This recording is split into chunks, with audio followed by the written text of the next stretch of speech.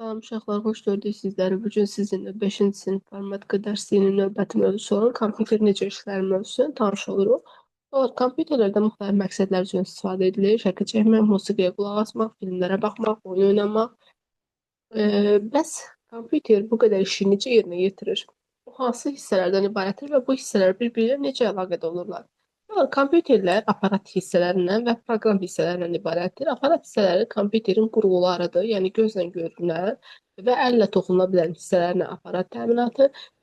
Kompüterin içərisində olan proqramlar isə onun proqram təminatını təşkil edir. Aparat təminatına aid kompüterin sistem bloku, monitoru, klaviaturası, yaddaş kartları, səs ucaldanlar, qulaqlıqlar, siçan, printer, proyektor və sair digər qrupların hamısı. Fəaliyyət bölməsinə baxaq. Fəaliyyət bölməsində deyir ki, verilmiş obyektlərin birini seçin və onun bir neçə hissəsini göstərin.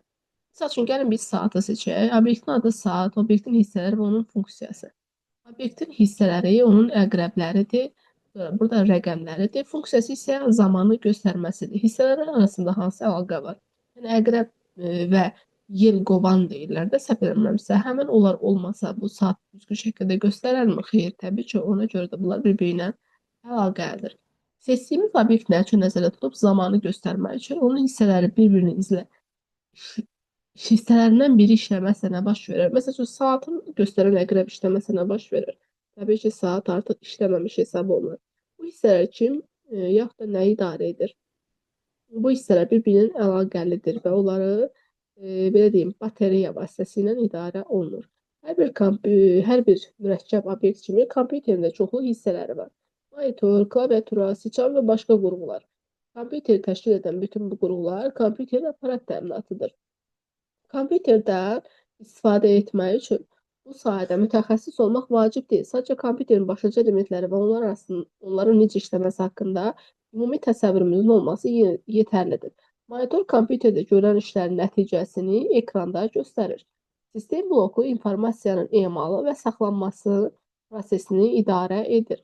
Siçan qurğusu vasitəsilə ekranda olan obyektlər seçdirilir, müxtəlif əməliyyatlar yerinə yetirilir. Necə ki, televizoru biz pult vasitəsilə idarə ediriksə, eləcə də kompüteri də biz siçan vasitəsilə idarə edirik. Klaviaturanın köməyi ilə isə kompüterə mətn informasiyası və müxtəlif komandalar daxil edilir. Kompüterin müəyyən iş görməsi üçün ona başa düşdüyü dildə göstərişlər vermək lazımdır. Həmin bu başa düşdüyü dildə olan göstərişlər də onun proqram təminatını təşkil edir.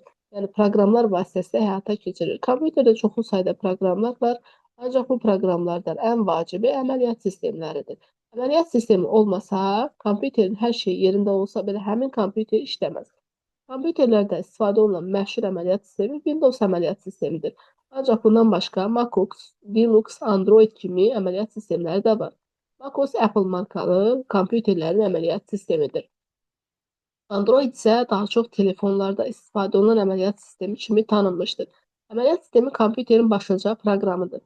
Kompüteri işə salan kimi ilk yüklənən proqram əməliyyat sistemidir. Əməliyyat sistemi kompüterin bütün işini idarə edir və bu proqram olmadan kompüterdə işləmək mümkün deyil. Eyni zamanda əməliyyat sistemi kompüter və istifadəçi, yəni bizlər arasında dialoq yaradır. Yəni bizim kompüterlə, belə deyim, yola getməyimizi, onun bizim verdiyimiz komandaları yerinə yetirilməsinə əməliyyat sistemi şərait yaradır. Gəlin, sual və tapşırıqlara baxaq. Kompüterin əsas qurğuları hansılardır? Kompüterin aparat təminatı deyəndə nə başa düşülür və proqram təminatına nələr daxildir? Əməliyyat sistemi nədir? İnformasiyanın emalı prosesi hansı prosesini insanda və kompüterdə misallarla izah edin? Bu sualların cavabını da sizə öz informatika dəftərinizdə qeyd etməyi tapşırıram. Təbii ki, sualın cavabını kitabdan axtarıb tapmırsınız, özünüz fikirləşib tapırsınız. Bugünlük bu qədər. Sağ olun, özünüzə yaxşı baxın. Növbəti dərs izahında görüşənə qədər.